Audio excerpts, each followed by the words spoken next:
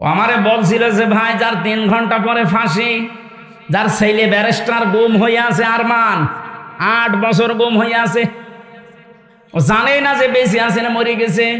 তাও যে নর্মাল পাগল ছাগল হলে তো হয়তো, ব্যারিস্টার।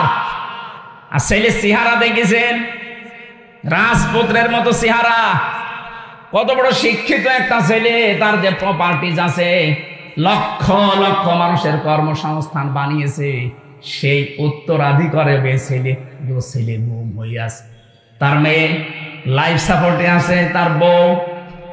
এরকম কঠিন মুহূর্তে মাত্র 3টা ঘন্টা পরে যার ফাঁসি হয়ে যাবে, তার দলীয় যে লোকজন, লক্ষ লক্ষ মানুষ পালিয়ে বেড়াচ্ছে, হাজার হাজার মানুষ জেল খাটতেছে। কথা বলে না কেন?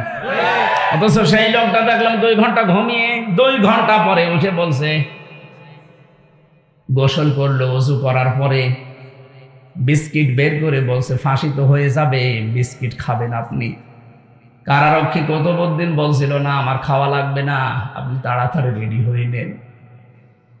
নতুন জামা পায়জামা বের করলেন ব্যাগের ভেতর থেকে, সবগুলো পরার পরে বলছে ফাঁসির যে পোশাক আছে ওইটা কি পরাবেন, নাকি আমি যা পরেছি এইটাই নিয়ে যাবেন।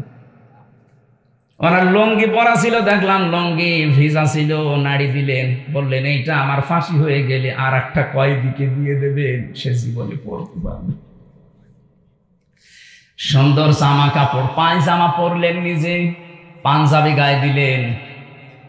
আমারে বলছে আর কয় মিনিট বাকি আছে, শাহজাহান জল্লাদকে ডাক দেন, চলেন আমরা যাই। মনে হচ্ছে শ্বশুর বাড়ি যাবে। আপনি বাস্তবে শুনতে যত সহজ মনে হচ্ছে, ওই জায়গায় থাকলে অত সহজ না। আমার মতো একটা সাধারণ মানুষ, 3টা বছর মাত্র আমি এমনি যোগাযোগ বিচ্ছিন্ন ছিলাম, তাছাড়া আমার সেই রকম অত্যাচার করে না, করেছে হালকা পাতলা, আমার তুলনায় কিছুই না। কত মানুষকে নখ তুলে নিয়েছে আমার সামনে, কত মানুষকে ডিম দিয়েছে আমার সামনে, ওই তুলনায় তো আমার অত কিছু না। তারপরও আমি সদর জেলখানায় বসে ওই 24 ঘন্টা সেলের ভেতরে বসে থাকতাম, তাই আমার ঘুম আসে না, ঘুমের বড়ি খাওয়া লাগে। অথচ তার 3 ঘন্টা পরে ফাঁসি, ওই লোকটা 2 ঘন্টা আরামে ঘুমাচ্ছে। কোরআনের আলোচনা সবাই বুঝবে না, আর সবার চোখে পানিও আসবে না। যদি সত্যি আপনি অনুধাবন করতে পারেন, 2 ঘন্টা 5 ঘন্টা লাগবেন, আপনি 10 মিনিটেই যথেষ্ট। আপনার জীবন পরিবর্তন হওয়ার জন্য কি 14 ঘন্টা ওয়াজ শোনা লাগে? হযরত ওমর কয় ঘন্টা ওয়াজ শুনেছিলেন? তেলাওয়াত শুনেছিলেন মাত্র কয়েক মিনিট, এতেই তার পরিবর্তন এমন হওয়া হয়েছে, কিয়ামত পর্যন্ত এরকম মানুষ দুনিয়ায় আসবে না। কি হয়েছিলেন বলেন তো? এই কোরআনের কারণে। সেইটা আমরা শুনতে এসেছি অনুধাবন করার জন্যে, খুব স্থিরভাবে খালি শোনেন, চিন্তা ভাবনা করেন, জবান খুলে পড়ে না। আউযু বিল্লাহি মিনাশ শাইতানির রাজিম। বিসমিল্লাহির রহমানির রহিম।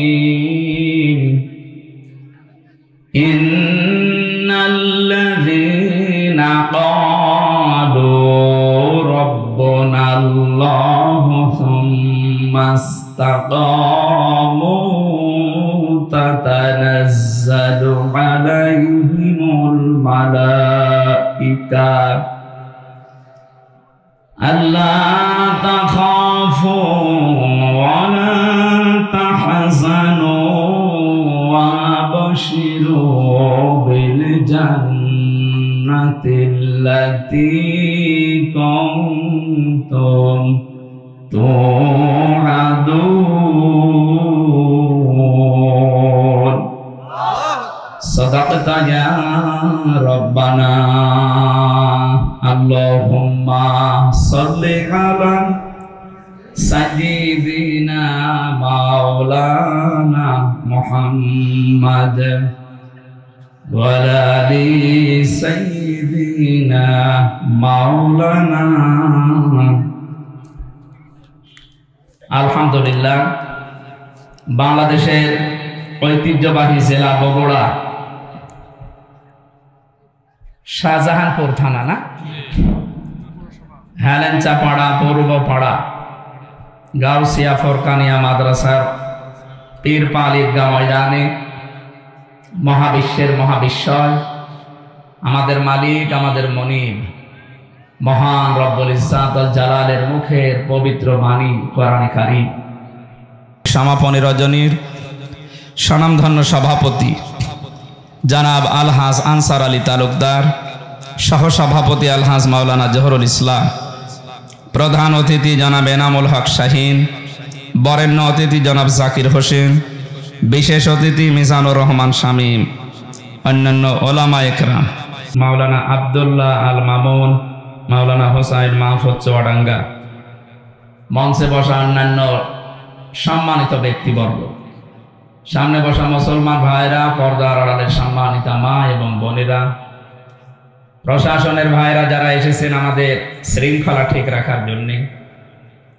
96 বছর যেহেতু এটা চলছে, আল্লাহর দরবারে শুকরিয়া জানাচ্ছি যে এই জমিনটাতে আল্লাহর কোরআন চলছে, আলোচনা চলবে।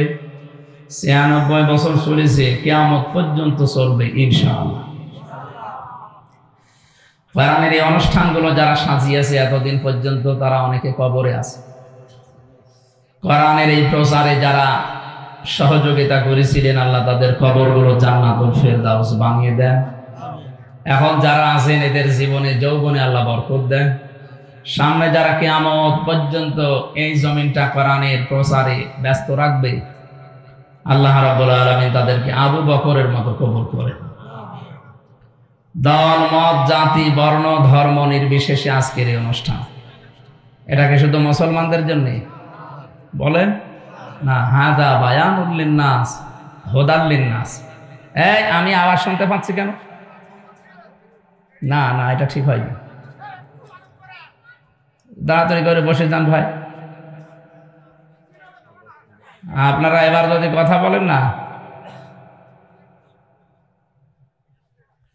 কোরআনে কারীম যারা শুনতে আসে তাদেরকে আল্লাহ দুইটা দায়িত্ব দিয়েছেন। কারণ এটা তো আর মমতাজের কনসার্ট না যে লাভ দিয়ে উঠে বান্দরের মতো উল্টাপাল্টা যা করে চলে গেল। এটা ইবাদত চলছে। 1 নম্বরে শুনতে হবে, ফাস্তামিউ লাহু ওয়া আনসিতু। 2 নম্বরে চুপ থাকতে হবে। দুইটাই ফরজ। দুইটাই কি? আর এখানে যে বসে আছেন এটা কি ফরজ? কথা বোঝা লাগবে। আমি 1.5-2 ঘন্টা কথা বললাম, যাওয়ার সময় আমি যদি 5টা প্রশ্ন করি, আপনি একটাও জবাব দিতে পারলেন, তাই আপনার এই সময়টা তো লস হবে।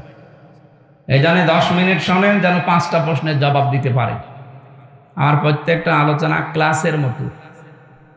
আমার বিশ্ববিদ্যালয়ের স্যাররা যেভাবে ক্লাস নিতে, আমি চাই একটা ক্লাস করি, 40-45 মিনিট বা 1 ঘন্টা একটা ক্লাস করব।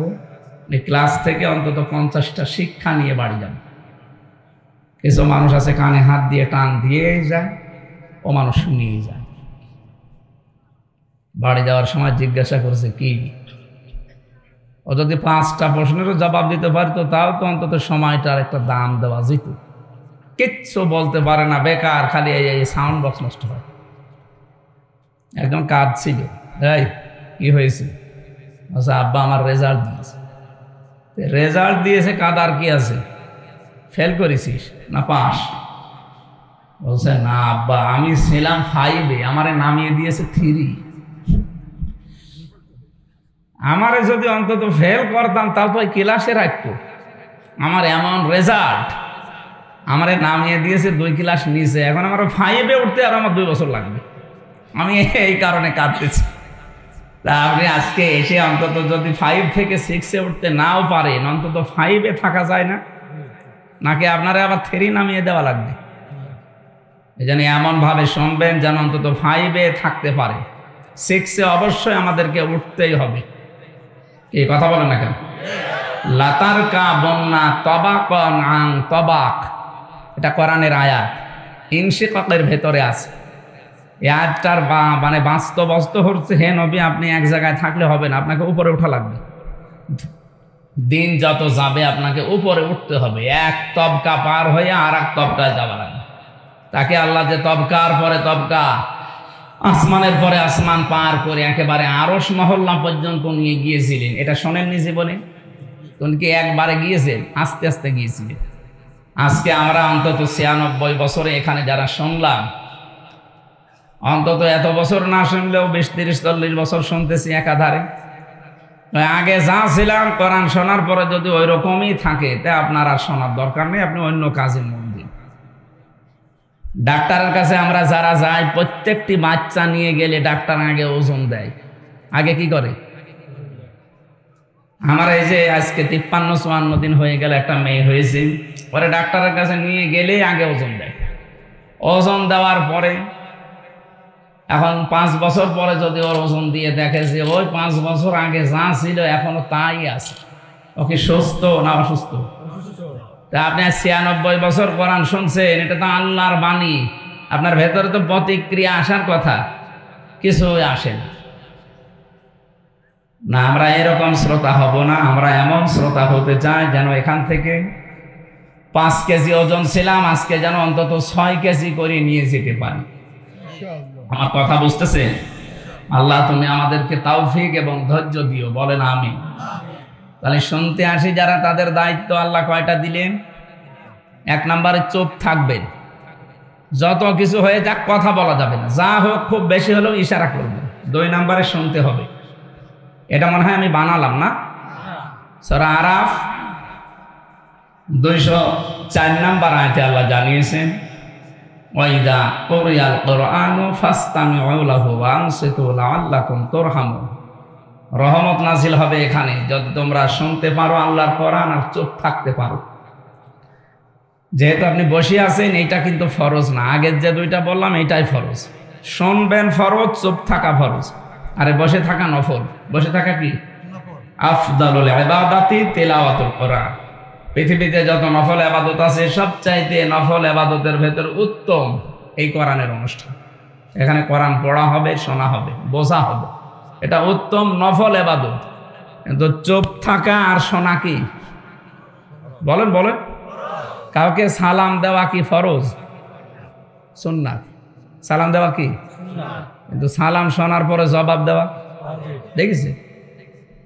সালাম দেওয়া সুন্নাত, অথচ জবাব দেওয়া ওয়াজিব। না দিলে আপনার ওয়াজিব তরক করার গুনাহ হবে, আর ওয়াজিব তরক করলে কবিরা গুনাহ হয়। সালাম না দেওয়াই ভালো ছিল না? এই অনুষ্ঠান করে যদি আপনার গুনাহ হয়ে যায়, আমার মনে হয় এটা না দিয়ে গুনাহ যেটা হয় ওইটা একটু শান্তিও পাওয়া যেত, ওইটা দেওয়াই ভালো ছিল না।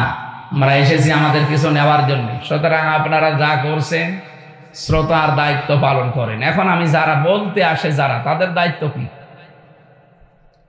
আল্লাহ রাব্বুল আলামিন বলেন, ওয়ানজালনা ইলাইকা যিকরা লিতুবাজ্জিনা লিন-নাসি মা নুজিলা ইলাইহিম ওয়া লাআল্লাহুম ইয়াতাফাক্কারুন। সূরা নাহলের 44 নম্বর আয়াতের শেষের দিকে আছে, হে নবী, এ কোরআন আপনার প্রতি আমি নাজিল করেছি, শুধু চুমা খাবেন আর মাথার উপরে রেখে দেবেন। হ্যাঁ, কেন দিলাম আপনাকে এটা জানেন? লিতুবাজ্জিনা লিন-নাস, এখান থেকে যান, আল্লাহ বলেন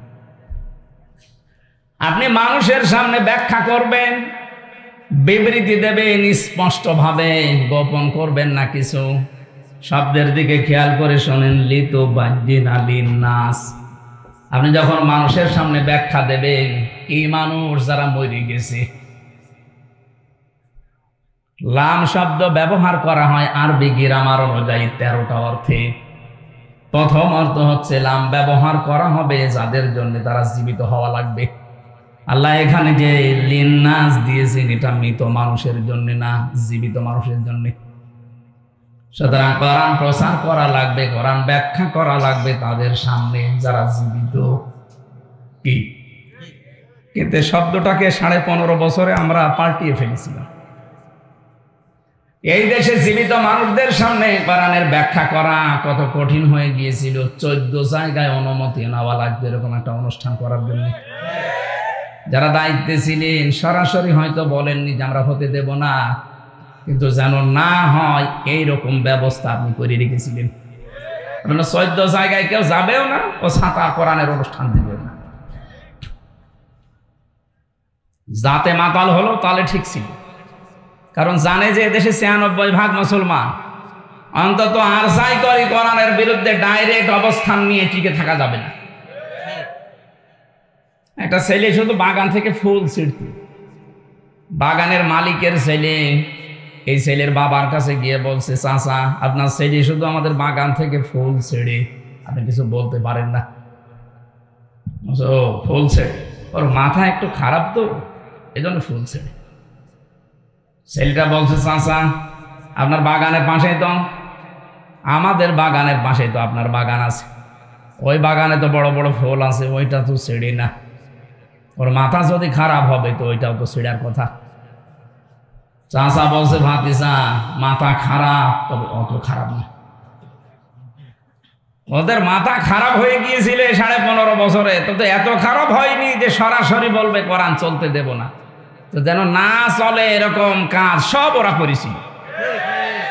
ওরা জীবিত মানুষদেরকে শোনাতে দিত না। হ্যাঁ, মানুষ মরে গেছে, আপনি কোরআন পড়েন। যারা কোরআন প্রচারে কোরআনের ব্যাখ্যায় বাধা দিত, ওদের বাবা মারা গেলে আমারে ডেকে নিয়ে বলতো, হুজুর কোরআন পড়ে দিন।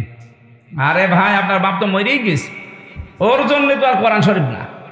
ও যতদিন জীবিত ছিল ওই পর্যন্ত ওরা শোনাতে পারলে, কাজ করতে পারলে কাজ হইত। ও মরে গেছে, এখন ওরা আমি শুনিয়া কি করব? যাদের জীবন কোরআনের উপরে চলে না, এই মানুষগুলো যদি মরণের পরে হাফেজ দিয়ে, মাওলানা আলেম দিয়ে কোরআন পড়ায়, যেই কয়টা আয়াত পড়বে ওগুলো যদি ওর প্র্যাকটিক্যাল লাইফে না থাকে, ওর আরো আযাব বাড়বে। ফেরেশতা এসে গোতা দেবে, ওই কি বলে হাফেজ, ইউসিকুমুল্লাহু ফি আওলাদিকুম লিযযাকারি মিসলু হাযযিল উনসায়াইন। তেলাওয়াত যখন অবশ্যই করবে, আয়াত পড়বে না পড়বে না? আলহামদুলিল্লাহি রাব্বিল আলামিন থেকে শুরু করে এ পর্যন্ত যখন আসবে, ফেরেশতা কিন্তু গোতা দিয়ে বলবে, কি এই আয়াত তোর জীবনে ছিল? এক ছেলে যা পাবে, 2 মেয়ে তাই পাবে, এটা আল্লাহর নির্দেশ। কিন্তু বহু মানুষ এই দেশে ছেলের নামে সবই লিখে দেয়, আর মেয়েকে বলে তোর জন্য দোয়া করে দিলাম। এটা একটা টাটকা শয়তান। কোন কারণে আপনি এটা করলেন বলেন তো? ছেলেটাকে জন্ম আপনি দিয়েছিলেন, মেয়েটাকে ভাড়া করে জন্ম দিয়েছেন। কথা বলেন এটা। ওইটাও যদি আপনার হয়, তাহলে আল্লাহর যে নির্দেশ ছিল ওইটা আপনি কেন করলেন না? আমি বহু হাজিকে আমার নিজের সাথে যেতে দেখেছি এই কাজ করে। ওরা কিছু মনেও করে না, ওরা জানেও মনে হয় না, আর জানলেও কিভাবে জানে আমি জানি না। যাওয়ার আগে ভালো ভালো জমিগুলো, পজিশনগুলো, দোকানগুলো সব ছেলেকে দিয়ে দেয়, আর মেয়ের জন্য বলে আল্লাহর ঘরে কাবায় যাচ্ছে, তোর জন্য দোয়া করে দেবো, যা। আরে ভাই, আপনি তো দোয়া করবেন, ওকে ফাঁকি দিলেন কেন? দোয়া করবেন, করেন, ওর জমি আগে ফেরত দেন। কথা বলেন না কেন? না, আপনার হয়নি, আপনার কিন্তু আযাব বাড়বে আপনার এই আয়াত যদি জীবনে মানা না হয়। পাগলকে যদি বলা হয় ভাই নৌকা নাড়াবি না, ও বলে আমার মনে ছিল না। আপনি আরো মনে করে দিচ্ছেন। পড়তে পড়তে যখন সূরা নেসার ভেতরে 10 নম্বর আয়াত তেলাওয়াত করবে, ইন্নাল্লাযীনা ইয়াকুলুনা আমওয়ালাল ইয়াতামা যুলমান ইন্নামা ইয়াকুলুনা ফি বুতুনিহিম নারা ওয়া সায়াসলাউনা সাঈরা। খুব খেয়াল করবেন, কয়েকটা তথ্য এখান থেকে পাওয়া যাবে। আল্লাহ পাক বলেন, ইন্নাল্লাযীনা, নিশ্চয় যারা, ইয়াকুলুনা, আকালা ইয়াকুলু মানে খাওয়া, এটা মজারে, বর্তমান, ভবিষ্যৎ, প্রেজেন্ট, ফিউচার। এখন যারা খাচ্ছে, ভবিষ্যতেও যারা খাবে। আমওয়ালাল ইয়াতামা, মালের বহু বচন আমওয়াল, আর ইয়াতামা একালি করে টান আছে। যারা এতিমদের মাল খাচ্ছে এবং খাবে, জুলমান, অন্যায় ভাবে, ইন্নামা, অবশ্যই তারা, ইয়াকুলুনা ফি বুতুনিহিম নারা, তারা পেটের ভেতরে যা দেয় সব জাহান্নামের আগুন ছাড়া আর কিছু না। শব্দটা কত কঠিন, ভয়ঙ্কর দিয়েছেন আল্লাহ। খাবারকে আল্লাহ বলেন জাহান্নামের আগুন। এটা এতটুকু আল্লাহ যদি শেষ করে দিতেন, আল্লাহর কসম এই আয়াত আমি পড়তাম না। পরের শব্দটা আরো কঠিন, ওয়াসায়াসলাউনা সাঈরা। শব্দ শুরু করার আগে আল্লাহ সিন দিয়েছেন। সিন, সাউফা, কদ, লাম এরকম 13টা শব্দ আছে আরবি গ্রামারে। আবার কোন সেন্টেন্সের আগে যদি একটা আসে, বাংলা অর্থ দাঁড়ায় খুব তাড়াতাড়ি, অতি শীঘ্রই। আল্লাহ বলেন এই যে ওয়াসায়াসলাউনা সাঈরা, ওই মানুষগুলো শুধু মরতে দেরি হবে, কবরে দেওয়ার সঙ্গে সঙ্গে ওরে জাহান্নামে আমি আল্লাহ নিজে আগুন লাগিয়ে দেব। এবার আসেন তো এদের বাস্তবতায়। ইয়াতিম বলতে বাংলাদেশে বহু মানুষ আমরা আছি, এখানে বিশেষ করে যারা বসে আছে এতিম মানে জিজ্ঞাসা করেন, বলবেন মা বাপ নেই কি না। এতিমের সংজ্ঞা, আপনার উপরে যারা আছে ওই আন্ডারে নিচে যারা কাজ করবে ওনার কাছে সবাই এতিম। একটা অফিসে 12,000 মানুষ কাজ করে, যিনি ওখানে এমডি আছে, এমডির নিচে যত মানুষ আছে সবাই তার কাছে এতিম, কারণ তার কলমের খোসায় এর চাকরি চলে যেতে পারে। কথা বলছে না কেন? এই দেশের যিনি দায়িত্বে ছিলেন 18 কোটি মানুষের, তার কাছে আমরা সবাই এতিম। কি করলেন আপনি এতিমের সাথে? একজনকে তো এতিমের মাল আত্মসাৎকারী বলে 6-7 বছর জেল খাটাইলেন। আর আপনি কি করেছেন এতিমদের সাথে বলেন তো? 18 কোটি মানুষ আমরা সবাই আপনার কাছে এতিম ছিলাম। কেন বললাম এই কথা বলেন? কিছুদিন আগে আমার মামলাগুলো সব ঢিসমিস হয়ে গেছে, খারিজ হয়ে গেছে। আদালত আমার মামলা দেখার পরে বলছে কি দেখে মামলার রায় দেবো, এর ভেতরে তো কোনো মাল নেই, সব খারিজ করে দিলাম। যান, আমি আদালতের এজলাসে দাঁড়িয়ে মনে করলাম জিজ্ঞাসা করি বিচারপতি, এই মামলা তো 3 বছর আপনার কাছেই ছিল, এতদিন তো কিছু বলেননি, হঠাৎ এখন এই 5 তারিখের পরে কিসে আপনাকে কামড় দিল? এখন বলছেন যে কোনো মাল নেই। মাল এর আগে ছিল, এর আগেও তো মাল ছিল না। এ মামলাটা প্রায় 30 বারের উপরে সিএমএম কোর্ট, জজ কোর্ট, হাইকোর্ট মিলে 30 বার উপরে উঠেছে, একবারও জামিন দেয়নি। প্রত্যেকবার বলেছে না, এ দেওয়া যাবে না, কারণ এই লাল কালি মারা ছিল। আর এখন 5 তারিখের পরে কি আল্লাহ আপনাকে ইশারা দিল যে বলছেন কোনো কিছু এর ভেতরে পাওয়া যাচ্ছে না বিচার করার মতো, সব খারিজ করে দিলাম। উনি এই কথায় আমাকে বলতো, খাস কামড়ায় আমাকে ডাকও দিয়েছিল, কিন্তু আমি যাইনি, কারণ আমার রাগ হয়ে গিয়েছিল। কি করে 3টা বছর আমি ওনার কাছে, আমার বাবা, আমার চাচা, আমার যারা শুভাকাঙ্ক্ষী, বিশেষ করে আমার মামলা যারা দেখাশোনা করছে, এতবার একটা ঠনকো মামলা নিয়ে যাওয়া লাগে। দুনিয়া এই কথাই বলতো, হুজুর আমার কিচ্ছু করার নেই, আমার হাত বাঁধা ছিল। কি বাঁধা ছিল বলেন তো? একটা হাইকোর্টের বিচারপতি যদি বলে আমার হাত বাঁধা ছিল, তো কোন দেশে ছিলাম আমরা টের পাচ্ছেন? এদেশে 1628টা চেয়ার আছে। এই চেয়ার ক্ষমতার চেয়ার, 1628টা চেয়ারের একটা মাত্র চেয়ারে হাত খোলা ছিল, বাকি সব চেয়ার ছিল হাত বাঁধা। কথা বোঝেন আমার? ওই যে একটা চেয়ারের হাত বাঁধা খোলা ছিল, ওরা যখন পালিয়ে গেছে পুরা 1629টা, 1627টা চেয়ার সব হাত আবু সাইদের মতো খুলে গেছে। এবার মামলা দেখে আর বলে না যা, আগে তো জামিনও দিত না, এখন বলছে খারিজ করে দিলাম। তার মানে উনিও পর্যন্ত এতিম ছিল, ওনার উপরে যারা আছে তার কাছে। কথা বোঝেন? আপনি এতিমের সাথে কি করেছেন বলেন তো? এতিমের দিকে চোখ গরম করে তাকানো নিষেধ, তারে ঘাড়ে ধাক্কা দেওয়া নিষেধ, অথচ এতিমের সব অধিকার নষ্ট করে আপনি নিজে ক্ষমতায় বসে আছেন। 18 কোটি মানুষ আমরা এমন এতিম হয়ে গিয়েছিলাম, কাশি দেব তাও জিজ্ঞাসা করে দেওয়া লাগতো যে কাশি দেব।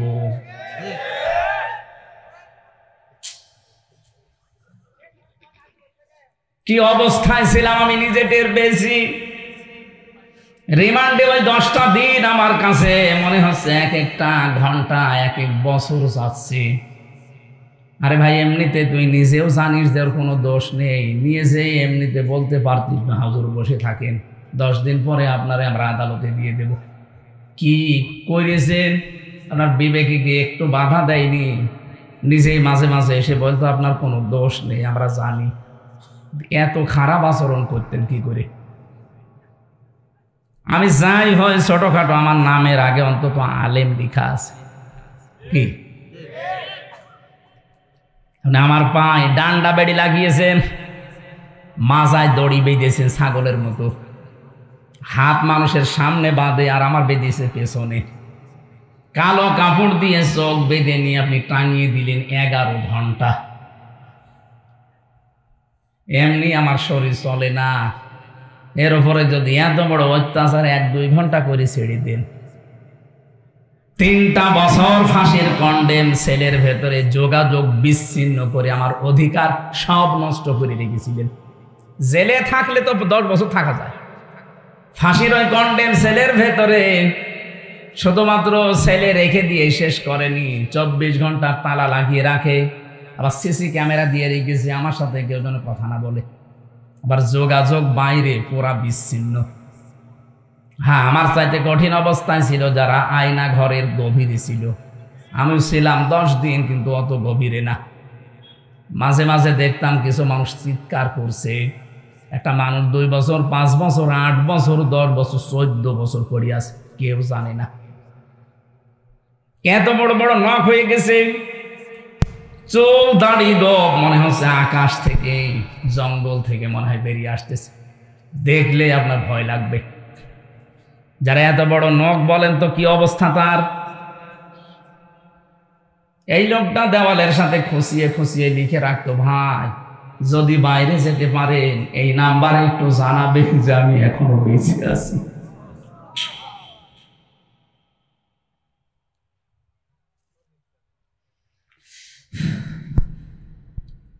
এতিমদের সাথে যা করা হয়েছে পৃথিবীর ইতিহাস পাল্টিয়ে ফেলেছেন, অথচ বিশ্ব নবীকে পর্যন্ত আল্লাহ জানিয়েছে, হে নবী সাবধান এতিমের ব্যাপারে। আর আইতাল্লাযী ইউকাযযিবু বিদ্দীন ফাযালিকাল্লাযী ইয়াদউল ইয়াতীম। আপনি কি ওই মানুষগুলোকে দেখেননি? হরফে ইস্তেফহাম, প্রশ্নবোধক চিহ্ন, ইন্টারোগেটিভ সেন্টেন্স। এটা নবীকে আল্লাহ প্রশ্ন করছেন, হে নবী আপনি কি ওই মানুষগুলোকে দেখেন? উজাড় গৃহ, জনমানব শূন্য, 3 মাসে এমন অবস্থা। 3 বছর যেতে দেন, আবু জেহেলের বাড়ি যদি ইন্টারন্যাশনাল পায়খানা হতে পারে, জালেমদের যে সমস্ত জায়গাতে জুলুম অত্যাচার নির্যাতনের জন্য আয়না ঘর বানিয়েছে, টর্চার সেল বানিয়েছে, গোপন ঘর বানিয়ে মানুষকে নিয়ে পিটাতো, এই জায়গাগুলো আমার আল্লাহ এই দুনিয়াতে মানুষের সামনে দেখাবে, এগুলো জাতীয় টয়লেট হয়ে যাবে। খাবিয়াতান শব্দের শাব্দিক অর্থ হচ্ছে ভয়ঙ্কর ভাবে আমি আল্লাহ উপস্থাপন করবো এই বাড়িগুলোকে, এই ঘরগুলোকে। কারণ কি? বিমা জলামো, এখানে বসে বসে জালেমরা সিদ্ধান্ত নিত। এখান থেকে একটু চিন্তা ভাবনা আসেন আপনার, এই জালেমদের ঘর বাড়িগুলো যদি আগে অবস্থা হয়ে যায় মাত্র কয়েকদিনের ব্যবধানে, আগামীতে কোনো মানুষ যদি চেয়ারে বসে আবার এই জালেমদের মতো আচরণ করে, তাদের বাড়ি ঘর আল্লাহ এরকম বিরান ভূমি বানিয়ে দিতে পারে। আমি তো বাস্তব ওয়াজ করছি, কুষ্টিয়ার একজনের নাম বললাম। কয়েকদিন আগে দিনাজপুরে গিয়েছিলাম, কি দাপট তার বাড়ি এখন পর্যন্ত মনে হচ্ছে শয়তানের ঘর হয়ে গেছে। এই জন্য আমাদের শিক্ষা নেওয়া আজকে উচিত। অনেকে কিন্তু এখনো পর্যন্ত এ ধান্দায় আছে, আগে চেয়ারে বসি দেখেন কি করি। আপনি যদি আবার ওই জালেমদের মতো আরম্ভ করেন, আপনাকেও ইতিহাস নিন্দিত ঘৃণিত ওই হিটলারের মতো, চেঙ্গিস খানের মতো, বিশেষ করে যারা জালেম তাদেরকে যেভাবে চিহ্নিত করে রেখেছে ইতিহাস, আপনাকেও করে রাখবে। ইয়াজিদ, কি সুন্দর নাম, অথচ এই নামটাকে আল্লাহ ঘৃণিত করে দিয়েছে, গালি বানিয়ে দিয়েছে।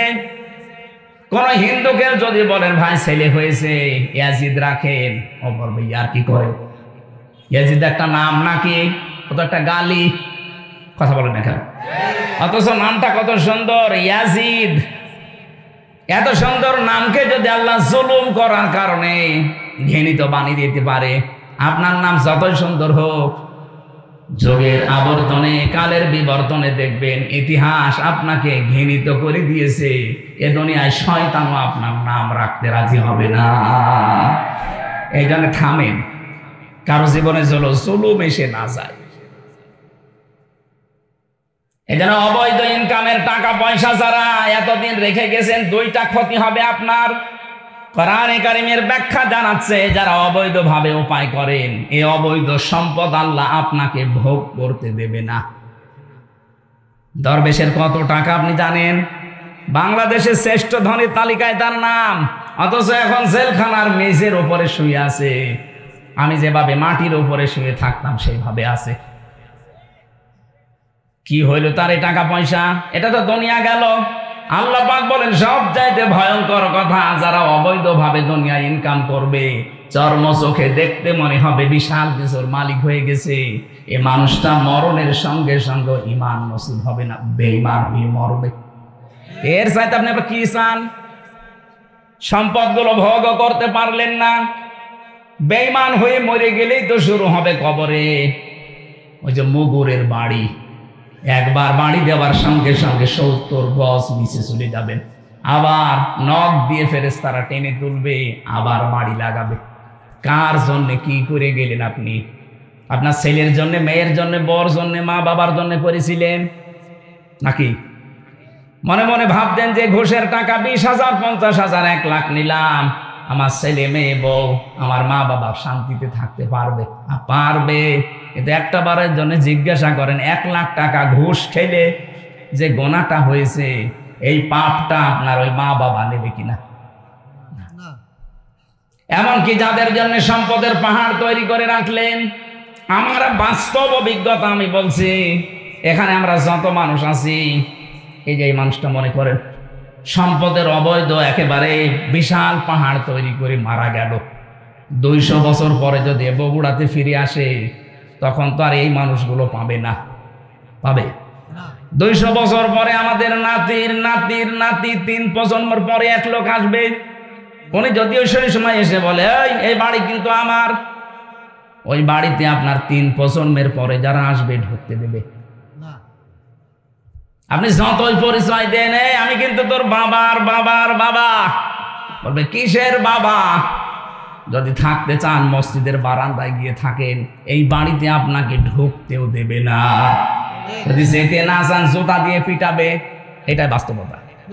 আর পুরা কোরআন শরীফের সামারাইজি এইটা। আমি পুরা কোরআন শরীফে আমি তাফসিরের উপরে অনার্স মাস্টার্স করেছি, আমি দেখেছি আল্লাহ এইটাই বোঝাতে চেয়েছেন, অমাল হায়াতুদ দুনিয়া ইল্লা মাতাউল গুরুর। ও হামসা, দুনিয়ার জীবনটা কিন্তু ধোঁকা। দুনিয়ার জীবন কি? তোমার মা বাবা ভালোবাসে ঠিক আছে, একটু কিছু করে দেখো, ওই মা বাবার ভালোবাসা হারিয়ে যাবে। তোমার স্ত্রী ভালোবাসে ঠিক আছে, সন্তানাদি তোমারে ভালোবাসে, একটু উল্টা পাল্টা কিছু করে দেখো, ভালোবাসা সব পালাবে। পৃথিবীর জমিনটায় ধোঁকা। যার জন্য যা করছেন বৈধটা না হয়ে অবৈধ হলে ওরাই আপনার বিপক্ষে কিয়ামতে জাহান্নামে দেওয়ার জন্য ব্যস্ত হয়ে পড়বে। ডাক দিয়ে বলবে, ওয়াকালাল্লাযীনা কাফারু রব্বানা আরিনাল্লাযাইনি আযাল্লানা মিনাল জিন্নি ওয়াল ইনস লাহুম কুলুবুন লা ইয়াফকাহুনা বিহা রব্বানা আরিনাল্লাযাইনি আযাল্লানা মিনাল জিন্নি ওয়াল ইনস নাজআলুহুমা তাহতা আকদামিনা লিয়াকুনা মিনাল আসফালিন। আল্লাহকে নিজে ডাক দিয়ে বলবে, আল্লাহ এ আমার বাবা, এ আমার বড় ভাই, এ আমার নেতা, এদেরকে আমি দেখিয়ে দিলাম এই মানুষগুলো নিজেদের স্বার্থে আমাদের জন্য বহু কিছু দুনিয়ায় করেছে, ওদেরকে আমরা করতে বলি নাই। দেখিয়ে দিলাম আমাদেরকে যা শাস্তি দিবা শুধু ওদেরকে আমাদের কাছে এনে দাও, তোমার কিছু করা লাগবে না।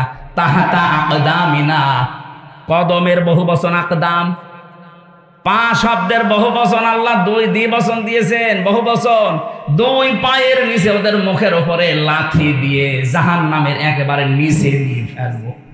ওই সন্তান বলবে যে সন্তানকে 2 তলা বাড়ি বানাতে গিয়ে আপনি বৈধ অবৈধ দেখেননি, বাবা শাহজালাল সব হালাল। এরকম পাগল দেশে নেই? আছে মানে আমরা যেন পাগলামি আর না করি সামনে।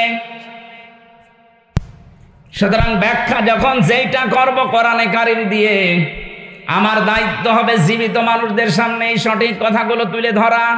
আর যারা জীবিত মানুষ শুনবে তাদের দায়িত্ব কি?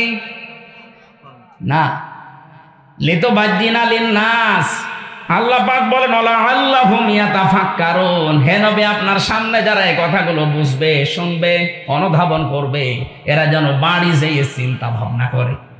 সুতরাং শুধু 1 বছর পরে পরে শুনতে আসবেন আর গরুর মতো জীবন কাটাবেন না, শোনার পরে বাড়ি যেয়ে চিন্তা ভাবনা করেন। তাই তো আমি যদি 200 বছর পরে আবার বগুড়ায় ফিরে আসি, আমার নিজের আপন চন্দ্রায় তো আমার বাড়ি উঠতে দেবে না।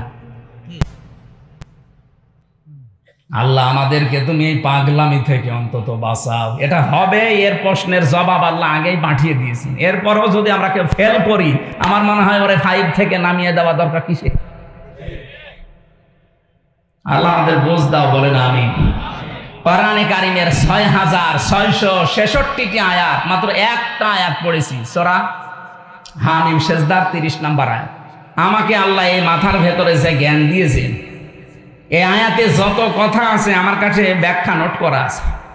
আমার মনে হয় মরণ পর্যন্ত যদি আয়াতটার ব্যাখ্যা করা হয় তারপরও শেষ হবে না, এত কথা এর ভেতরে লুকানো আছে। আমরা যতটুকু পারি এবার তাফসীর আকারে কথা বলবো ইনশাআল্লাহ।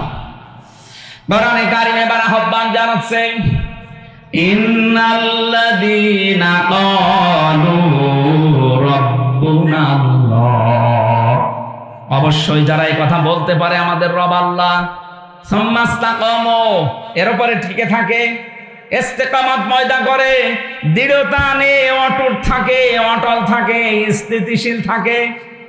তাতানাজ্জালু আলাইহিমুল মালায়েকা, তারা বিপদে পড়লে আমি আল্লাহ গ্যারান্টি দিলাম তাদের জন্য ফেরেশতা নাজিল করে সাহায্য করব। আমি জানি এই কথা শোনার পরে আমাদের 100% বিশ্বাস অনেকেরই নেই। আল্লাহ যে মুমিন বান্দারা বিপদে পড়লে সাহায্যের জন্য ফেরেশতা পাঠাতে পারে, এটার বিশ্বাস আমাদের এখনো তৈরি হয়নি। খালি শুনি সেই জন্মের পর থেকে যে বিপদে পড়লে মুমিনদের জন্য আল্লাহ ফেরেশতা পাঠায়, কোনদিন তো চর্ম চোখে দেখি না, এই জন্য আমাদের বিশ্বাস হয় না। আল্লাহ রাব্বুল আলামিনের কথাগুলো আমাদেরকে বিশ্বাস করা লাগবে কি 98% না 100%? 100% বিশ্বাস করলে আজকের এই আয়াত থেকে কয়েকটা সিদ্ধান্ত নিয়ে বাড়ি যাওয়া লাগবে।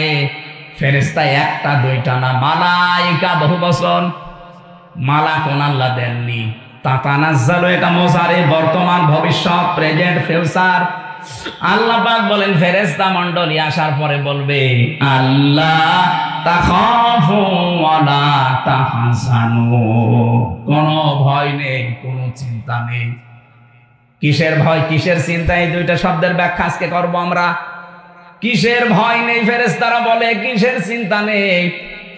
ওয়াবশিরু বিল জান্নাতিল্লাতী কুনতুম তুআদুন, তারা জান্নাতের সুসংবাদ নিয়ে আসে, ওই জান্নাত যার ওয়াদা আল্লাহ তোমাদের সাথে করেছেন। জোরে বলেন সুবহানাল্লাহ।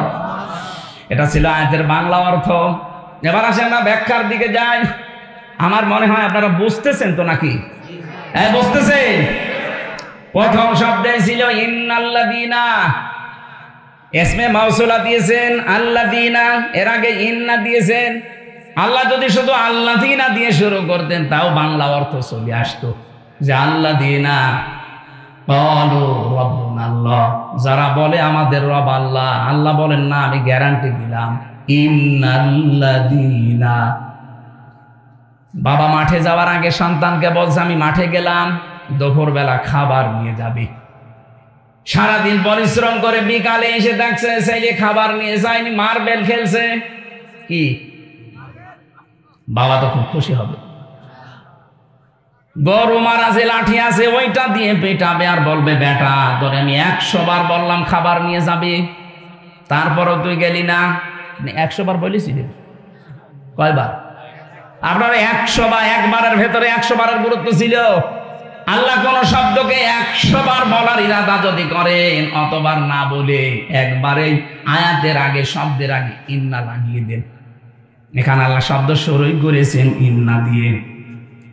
ইন্নাল্লাযীনা ক্বালু রাব্বুনাল্লাহ, নিশ্চয় যারা, অবশ্যই যারা এই কথা বলতে পারে আমার রব আল্লাহ, আমার রব বলে না রব্বুনাল্লাহ, আমাদের সবার রব আল্লাহ, এ কথা যারা গ্যারান্টি দিতে পারবে, সুম্মাস্তাকামু, আর এর উপরে টিকে থাকতে পারবে। এটা যে বাস্তবে কত কঠিন, আমি জেলে যাওয়ার পরে কিছুটা আঁচ পেয়েছি। মীর কাশেম আলীর নাম শুনেছেন, আমি নামটা ধরলাম এই কারণে, আমি উদ্বুদ্ধ করতে চাই। আল্লাহকে যারা রব বলার পরে টিকে থাকতে পারে, তাতানাজ্জালু আলাইহিমুল মালায়েকা, আল্লাহ যে ফেরেশতা পাঠায় তাদের কাছে, এটা বাস্তব। ওনার মাত্র 3 ঘন্টা পরে ফাঁসি। ওনার যে দায়িত্বে ছিলেন কারারক্ষী কুতুব ভাই, আমারও ওই দিন দায়িত্বে ছিলেন, আমাকে এসে বলছে ভাই শহীদ মীর কাশেম আলী, আমি যখন নামাজের ভেতরে এই তেলাওয়াত করছিলাম এশার নামাজে, ইন্নাল্লাযীনা ক্বালু রাব্বুনাল্লাহ, নামাজ শেষ হওয়ার পরে উনি আমার সামনে দাঁড়িয়ে আমার বলছে, হামজা ভাই যে আয়াতটা পড়লেন, এই আয়াতটা যে কত বাস্তব এটা আমি নিজে চোখে দেখেছি শহীদ মীর কাশেম আলীর জীবনে। লোকটার মাত্র 3 ঘন্টা পরে ফাঁসি। আমি ওনাকে জানাতে আসলাম যে স্যার সময় নেই, মাত্র 3 ঘন্টা আছে, আপনি প্রস্তুতি নিন। আমারে বলছে কারারক্ষী ভাই এখনো 3 ঘন্টা, আমি 2 ঘন্টা ঘুমিয়ে গেলাম, আপনি 2 ঘন্টা পরে আমারে ডেকে দেবেন। আমারে বলছিল যে ভাই যার 3 ঘন্টা পরে ফাঁসি, যার ছেলে ব্যারিস্টার গুম হয়ে আছে, আরমান 8 বছর গুম হয়ে আছে, ও জানেই না যে বেঁচে আছে না মরে গেছে। তাও যে নর্মাল পাগল ছাগল হলে তো হয়তো, ব্যারিস্টার।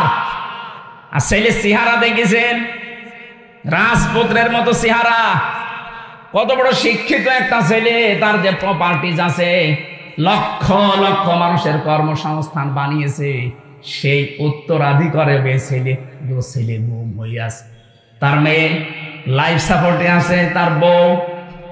এরকম কঠিন মুহূর্তে মাত্র 3টা ঘন্টা পরে যার ফাঁসি হয়ে যাবে, তার দলীয় যে লোকজন, লক্ষ লক্ষ মানুষ পালিয়ে বেড়াচ্ছে, হাজার হাজার মানুষ জেল খাটতেছে। কথা বলে না কেন? অথচ সেই লোকটা দেখলাম 2 ঘন্টা ঘুমিয়ে 2 ঘন্টা পরে উঠে বলছে,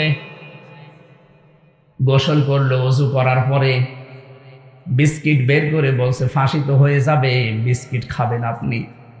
কারারক্ষী কুতুবউদ্দিন বলছিল না আমার খাওয়া লাগবে না, আপনি তাড়াতাড়ি রেডি হয়ে নেন। নতুন জামা পায়জামা বের করলেন ব্যাগের ভেতর থেকে, সবগুলো পরার পরে বলছে ফাঁসির যে পোশাক আছে ওইটা কি পরাবেন, নাকি আমি যা পরেছি এইটাই নিয়ে যাবেন। ওনার লুঙ্গি পরা ছিল, দেখলাম লুঙ্গি ভিজা ছিল, নাড়ি দিলেন, বললেন এইটা আমার ফাঁসি হয়ে গেলে আর একটা কয়েদিকে দিয়ে দেবেন, সে জীবনে পরতে পারবে। সুন্দর জামা কাপড়, পায়জামা পরলেন নিজে, পাঞ্জাবি গায়ে দিলেন। আমারে বলছে আর কয় মিনিট বাকি আছে, শাহজাহান জল্লাদকে ডাক দেন, চলেন আমরা যাই, মনে হচ্ছে শ্বশুর বাড়ি যাবে। বাস্তবে শুনতে যত সহজ মনে হচ্ছে, ওই জায়গায় থাকলেও অত সহজ না। আমার মতো একটা সাধারণ মানুষ 3টা বছর মাত্র আমি এমনি যোগাযোগ বিচ্ছিন্ন ছিলাম, তাছাড়া আমার সেই রকম অত্যাচার করে না, করেছে হালকা পাতলা, আমার তুলনায় কিছুই না। কত মানুষকে নখ তুলে নিয়েছে আমার সামনে, কত মানুষকে ডিম দিয়েছে আমার সামনে, ওই তুলনায় তো আমার অত কিছু না। তারপরও আমি সদর জেলখানায় বসে ওই 24 ঘন্টা সেলের ভেতরে বসে থাকতাম, তাই আমার ঘুম আসে না, ঘুমের বড়ি খাওয়া লাগে। অথচ তার 3 ঘন্টা পরে ফাঁসি, ওই লোকটা 2 ঘন্টা আরামে ঘুমাচ্ছে। আমার বলছিল ভাই ওনার ঘুম আসলো কি করে, আমি বললাম এই যে আয়াত পড়লাম নামাজে, এইটার কারণে যারা আল্লাহকে সত্যি মন থেকে রব বলার পরে টিকে থাকতে পারে, যত ঝড় ঝাপটা আসুক না কেন, দুনিয়া একদিকে আমার রব একদিকে, এই সিদ্ধান্তের উপরে যারা অটল থাকতে পারে, কোরআন গ্যারান্টি দিচ্ছে তাদের বিপদে আপদে আল্লাহ ফেরেশতা নাযিল করে। অবশ্যই ফেরেশতা তার কাছে এসেছিল, মাস্ট বি এসেছিল, নয়তো এই 2 ঘন্টা তার ঘুম আসার কথা না। কারণ আমি নিজের সাক্ষী, ঘুমের বড়ি সিটাক্সিন খেয়ে কষিয়াম খেয়ে আমার ঘুম আসে নাই। খালি আমার ওই ছোট মেয়েটার চিন্তা হয়তো কি করছে সে, অথচ তার নিজের ছেলে গুম হয়ে গেছে। আমার মেয়ে তো মাটির সাথে কথা বলে সময় 7 মাস রেখে এসেছিলাম, ও তো মরে গেলেও অসুবিধা নেই, আর একটা মেয়ে হবে। আর তার ছেলে ব্যারিস্টার পাশ করেছে, সে গুম হয়ে আছে। তার কাছে প্রতিনিয়ত সংবাদ আসতো আপনার ছেলে গুম, আপনার স্ত্রী লাইফ সাপোর্টে পড়ে আছে, বাঁচতেও পারে নাও বাঁচতে পারে। এই কঠিন পরিস্থিতিতে আপনি বলেন তো, ফেরেশতা যদি তার কাছে এসে পরের এই 2টা শব্দ না শোনাবে, আল্লাহ তাখাফু ওয়ালা তাহজানু, 1 নম্বরে বলেছে ভয় পাবেন না, চিন্তা করবেন না। কিসের ভয় পাচ্ছেন? ফাঁসি। ওই যে জান্নাতের সিঁড়ি দেখা যাচ্ছে, এখান থেকে শুধু এই জামানা বাদ দিয়ে আর একটা জগতে যাবেন, ওই সিঁড়ি দিয়ে আপনি জান্নাতে প্রবেশ করবেন। 2 নম্বরে ওয়ালা তাহজানু, চিন্তা করবেন না। কিসের চিন্তা? হয়তো আপনার চিন্তা আসতে পারে, আমি যদি এখন মারা যায়, ফাঁসি হয়ে যায়, আমার ছেলেটা তো গুম হয়ে আছে, আমার পরিবার কে দেখবে, আমার এত বড় বড় ব্যবসা, আপনার কয় টাকা আছে? মীর কাসেম আলী বাংলাদেশে 5 জন ধনী থাকলে এরকম অবস্থায় ছিল একজন, লক্ষ লক্ষ মানুষকে কর্মসংস্থান তৈরি করে দিয়েছে। কোন পর্যায়ে ছিল বলেন তো সেই লোকটা?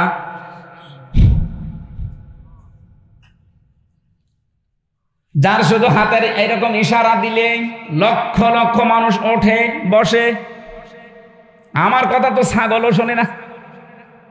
মুরগি যে বলা হয় মুরগি ধান খাস না, মুরগি আরো চড়ে চড়ে খায়। আর তার কি ক্ষমতা আল্লাহ দিয়েছিলেন, পাওয়ার দিয়েছিলেন সারা বাংলাদেশে না সারা পৃথিবীতে, মুসলিম বিশ্বে তার একটা নাম ছিল আলাদা। আমি কতগুলো মুসলমান দেশ ঘুরে আসলাম, এই দেশে কয়েকজনকে অনেকেই চেনে, তার ভেতরে মীর কাসেম আলী একজন। বহু মানুষের কর্মসংস্থান বানিয়েছে, তাও জায়েজ ভাবে, হারাম ভাবে না।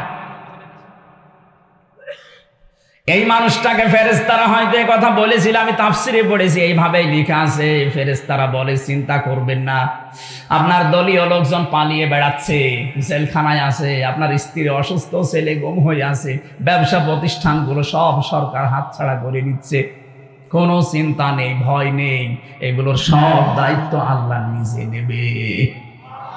এই কথাটা কানের কাছে যখন ফেরেশতারা বলে তখন তার ঘুম আসে, তাছাড়া ঘুম আসা সম্ভব না। ফেরেশতারা এসে তার সামনে জান্নাতটা তুলে ধরে, যেমন হযরতে আসিয়ার সামনে জান্নাত তুলে ধরেছিল ফেরেশতারা, তিনি যখন ঈমানের পরীক্ষা দিচ্ছিলেন। إذ قالت رب ابن لي عندك بيتا في الجنة ونجني من فرعون وعمله ونجني من القوم الظالمين। সম্মানিত মা বোন যারা এসেছেন, এই আয়াতে আপনাদের 2টা শিক্ষা আছে। মেয়েরা এসেছে, আমার মা বোনেরা, অনেকে মনে করে আমি নামাজ পড়ি, রোজা রাখি, কালো বোরকা পরে বেড়াই, আমি জান্নাতে যাব না, যাবে কে? না। হযরতে আসিয়ার দিকে তাকান, এত বড় কঠিন পরিস্থিতি, তার ঈমানের উপরে টিকে থাকতে গিয়ে তার হাতের ভেতরে পেরেক লাগিয়েছে তার নিজের স্বামী ফেরাউন, তার কপালে পেরেক লাগিয়েছে, পায়ের ভেতরে চালাকা লাগিয়েছে, মাথার উপরে গরম তেল ঢেলে দিয়েছে, চুলগুলো সব উঠে গেছে। কঠিন পরিস্থিতি যখন চলছিল, আল্লাহ নিজে ফেরেশতা জিবরাইলকে বলছে জান্নাত তুলে নিয়ে আমার বান্দির সামনে ধর। হযরতে আসিয়া জান্নাত দেখার পরে ডাক দিয়েছিলেন, হে ফেরেশতা জিবরাইল, জান্নাত আল্লাহ পাঠিয়েছে, আল্লাহকে একটু বলেন উনি যেখানে আছে ওই জায়গায় যেন একটা ঘর আমার জন্য আলাদা বানিয়ে রাখে, ওই ঘরে বসে বসে 24 ঘন্টা আমি আল্লাহকে সব সময় দেখতে চাই। এক নম্বরে তিনি কি ইমানের পরীক্ষায় কি কথা বললেন। দ্বিতীয় নম্বরের কথাটা মেয়েদের জন্য বলার জন্য আমি আয়াতটা পড়লাম। হযরতে আসিয়া বলেছিলেন, রব্বি নাজ্জিনি মিন ফিরাউনা ওয়া আমালিহি ওয়া নাজ্জিনি মিনাল কওমিজ জালিমিন। দুই জায়গায় এক আলিফ করে টান আছে। হযরতে আসিয়া বলেছিলেন, হে আল্লাহ, আমার স্বামী ফেরাউন নিজে জুলুম করছে, লোকজন দিয়ে করাচ্ছে। এই জুলুমের যে বিভৎস অত্যাচার সীমা লঙ্ঘন করে ফেলেছে। আমি জীবিত অবস্থায় আমার শরীরের ভেতরে শলাকা পিরিক, আমার মাথার চুলগুলো সব তুলে ফেলেছে। আমার লজ্জা স্থান ওরা বর্ষা মারবে বলে রেডি হয়ে আছে। এ কঠিন পরিস্থিতি দেখে তুমি যেন এগিয়ে যেও না, তুমি আমাকে বাঁচাও অন্তত এই জুলুম থেকে, আমার স্বামীর অত্যাচার থেকে, আর যাদেরকে দিয়ে অত্যাচার করায় তাদের অত্যাচার থেকে তুমি আমাকে বাঁচাও, কিন্তু তুমি আমার স্বামীর ওপরে গজব দিও না। চিন্তা করেছেন কোন অবস্থায় দোয়া করছে? এত বড় কঠিন ভয়ঙ্কর অত্যাচার জুলুম নির্যাতনের পরও তিনি স্বামীর জন্য বরদোয়া করেননি। হ্যাঁ, বলেছিলেন তুমি আমাকে স্বামীর অত্যাচার থেকে বাঁচাও, আমার স্বামীর ওপরে তুমি অত্যাচার করো না। আর আপনি একটা সাবান কম হলে বদদোয়া দেন। এক কথা বলছেন, এরকম বউ দেশে নেই? সারাটা জীবন আমরা শেষ করে দেই। আর একটা শাড়ি যদি একটু কম দামি হয়, ফোঁটা দিয়ে আমার ফোঁটা বের করে ফেলে, বলে আপনার কাছে এসেছি বলে আমি কিচ্ছু পেলাম না। এই কথা যারা বলবে মুখ থেকে, ওর সঙ্গে সঙ্গে পেছনের আমল আখলাক আল্লাহ সব ধ্বংস করে দেবে। ফেরাউনের স্ত্রী যদি এত কঠিন অবস্থায় ওর স্বামীর জন্য বরদোয়া না দেয়, আপনি একটা শাড়ির জন্য বরদোয়া দিয়ে দিলেন, আপনি মানুষ, আর আপনি জান্নাত যাবেন। বহু মেয়েকে আমি এই বাংলাদেশের সাথে মিলিয়ে, হাদিসের সাথে মিলিয়ে দেখতে পাচ্ছি। বিশ্বনবী বলেন, আমি মেরাজে যখন গেলাম দেখলাম অধিকাংশ মেয়েরা জাহান্নামের আগুনে। ফেরেশতারে জিজ্ঞাসা করলাম কেন? ফেরেশতারা বলেছিল দুইটা কারণে। এক নম্বরে তারা স্বামীর কুফরি করে। স্বামীর কুফরি মানে স্বামীর নাশকরি করে।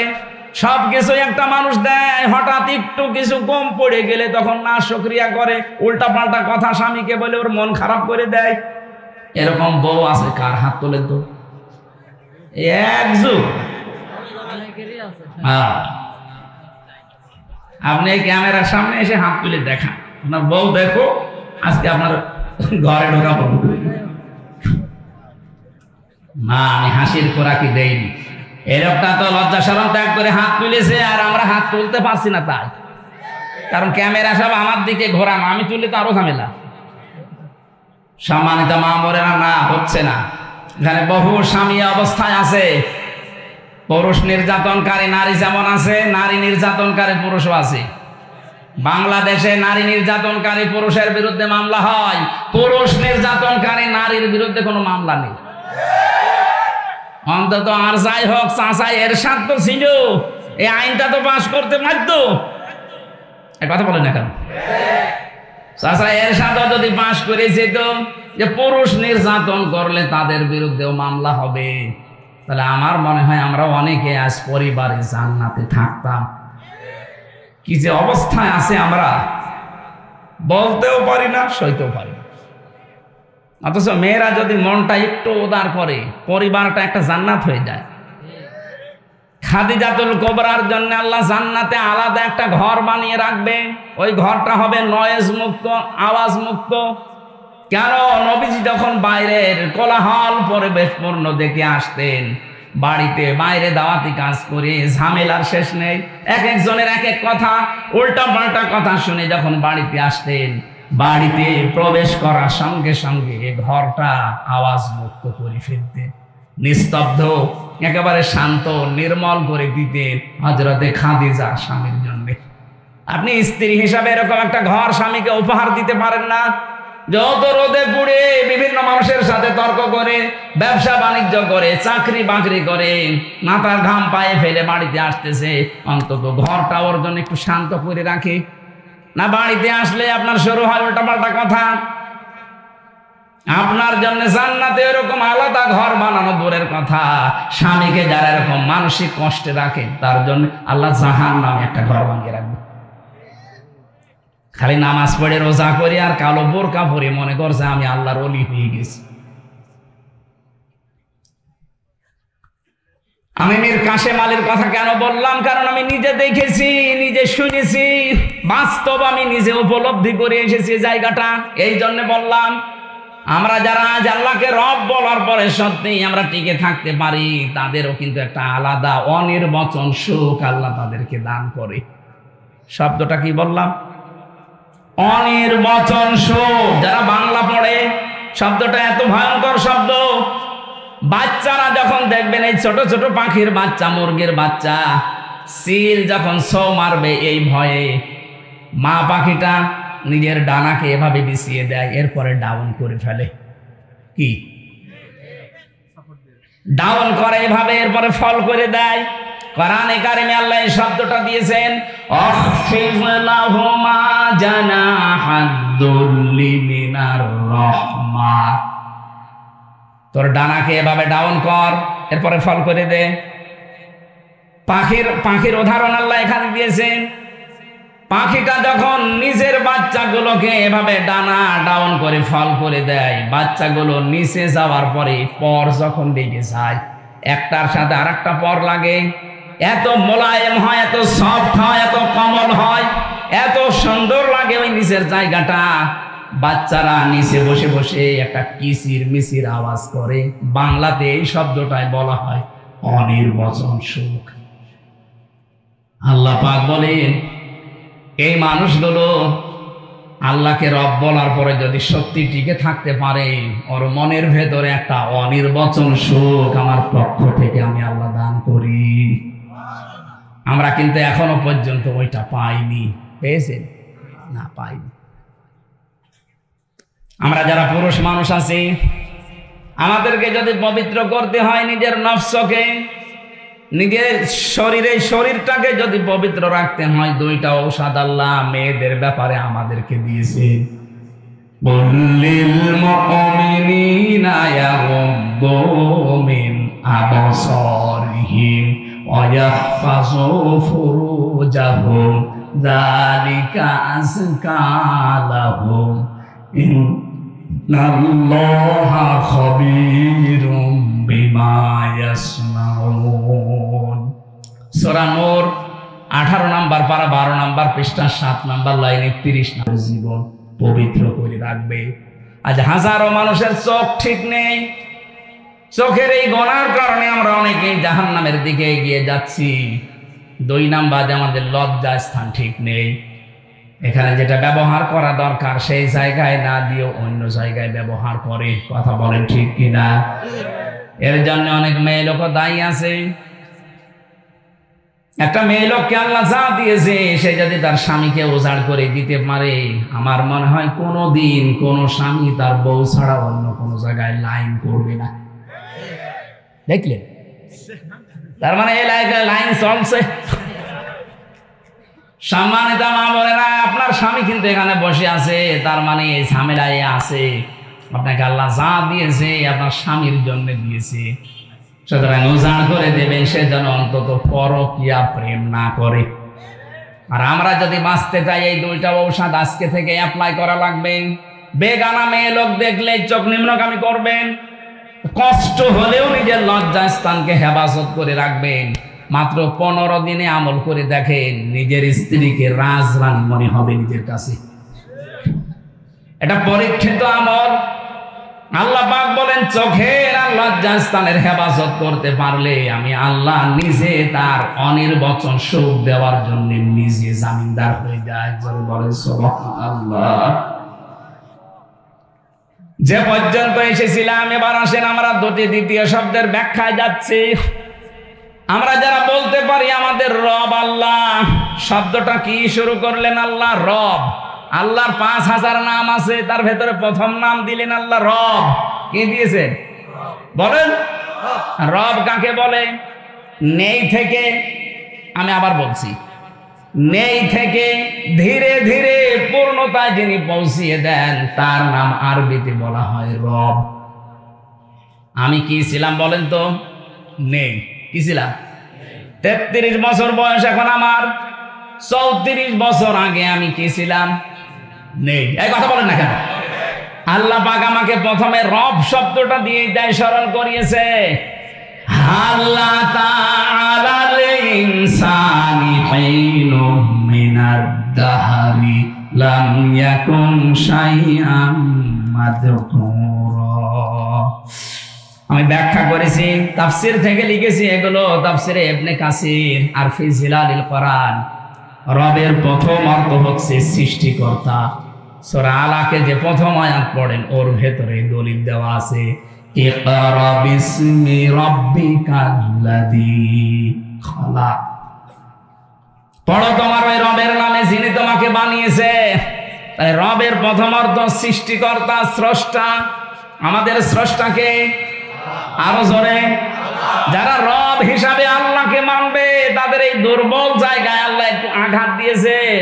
তুমি কিন্তু নেই ছিলে, নেই থেকে আমি আস্তে আস্তে তোমাকে আজ হামজা বানিয়ে এই চেয়ারে বসিয়ে দিয়েছি।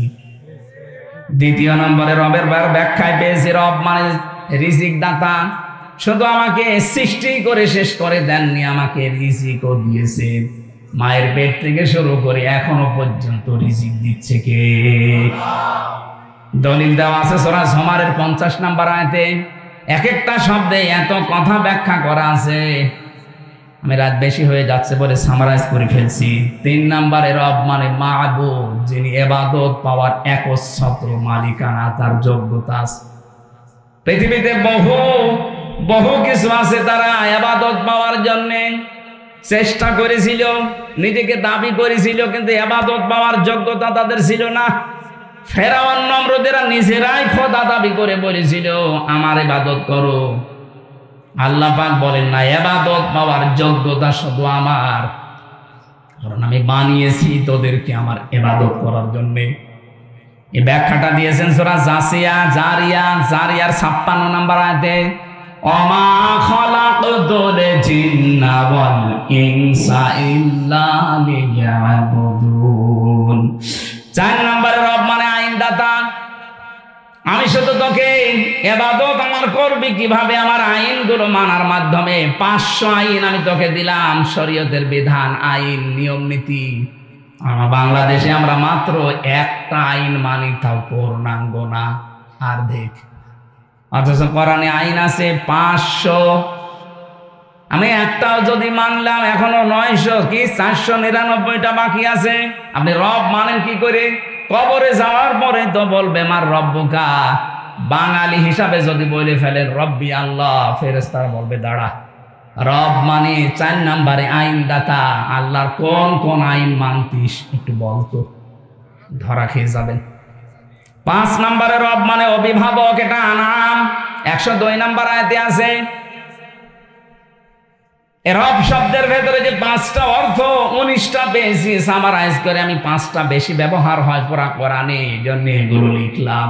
আপনি একটা একটা করে মিলিয়ে দেখবেন। সৃষ্টিকর্তা, এরপরে সৃষ্টিকর্তার পরে তিনি আমাদের রিজিক দিয়েছেন, এরপরে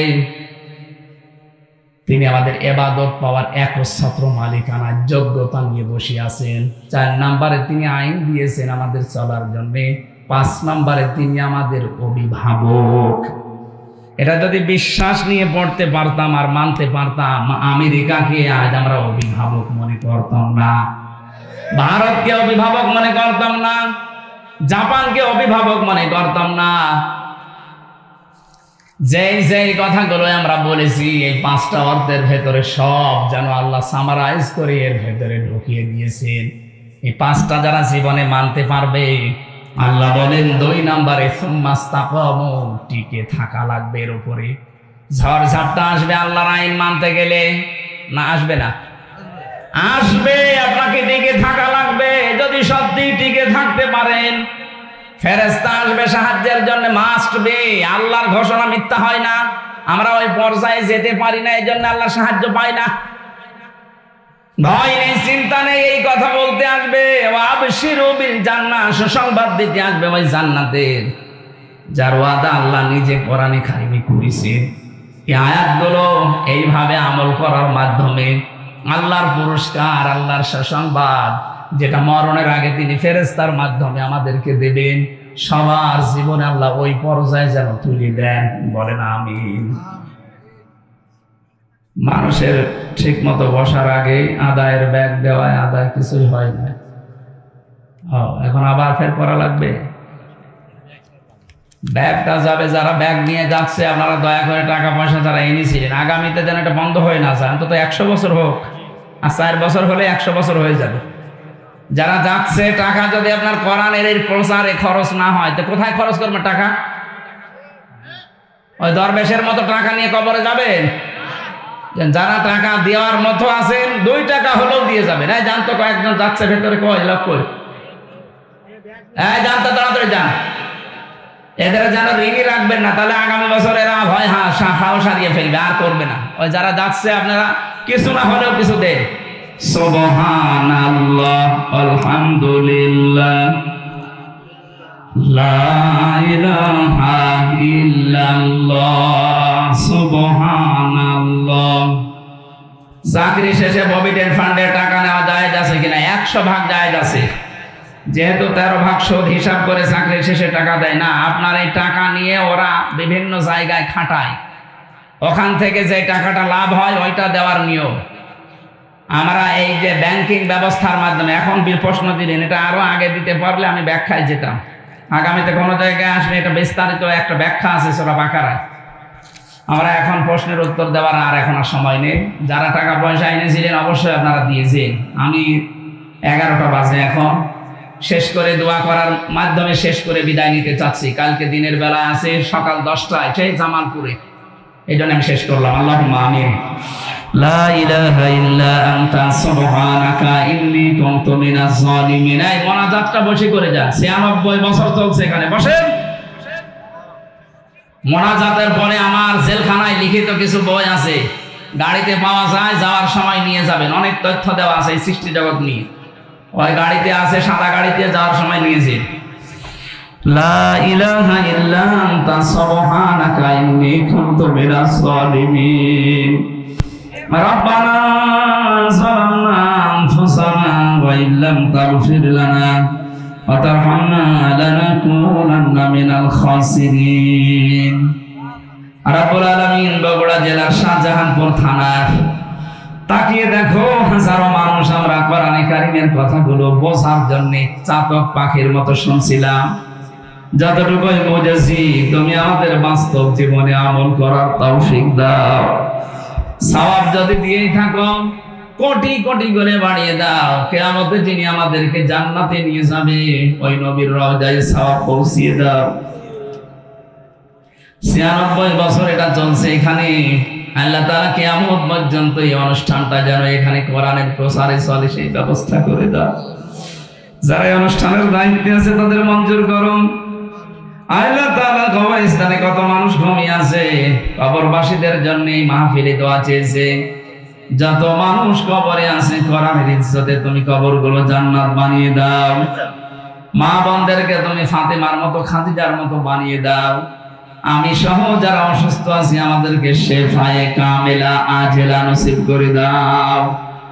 মাহফিলের সভাপতি, সহসভাপতি, প্রধান অতিথি, বিশেষ অতিথি যারা এসেছি, আল্লাহ তাআলা আমাদের মনের জায়েজ আশাগুলো দুনিয়ায় পূরণ করে দাও।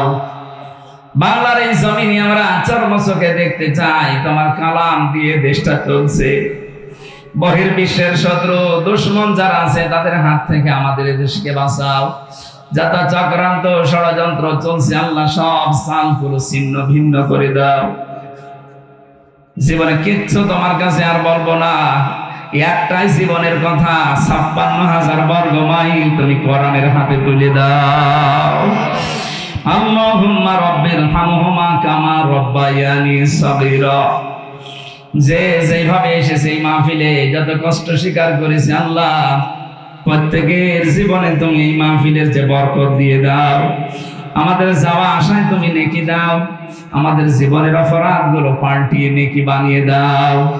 বারাকাল্লাহু লানা ওয়া লাকুম ফিল কুরআনিল আযীম। আলহামদুলিল্লাহি রাব্বিল আলামিন।